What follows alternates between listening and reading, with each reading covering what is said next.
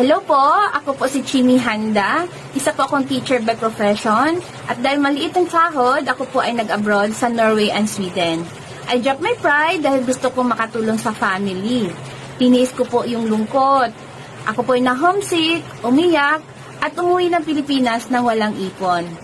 Nakilala ko po yung business na ito sa pamamagitan ng aking kaibigan. At nagustuhan ko po yung business dahil portable, pwede siyang gawin kahit saan, kahit kailan, gamit ang cellphone at saka internet, plus maliit lang po ang puhunan. Pinangutan ko po ang panimula nito.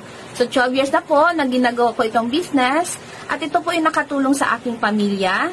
Nakabili kami ng bahay, kotse, nakakapag-travel, at kumikita ng 6 digits monthly.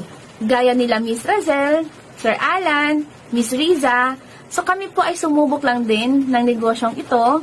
And that one big decision changed the course of our lives. Wala man kaming pera noon, gumawa kami ng paraan para ang buhay namin ay magbago. Ika nga, gumawa ka ng bago para merong magbago.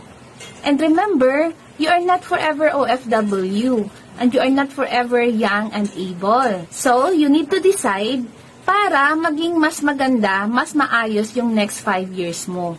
Kaya naman, simulan mo na ang online business. Baka ito na rin ang makatulong sa'yo, magbago yung buhay mo, at baka ito ng dahilan kaya makapag-for good ka na.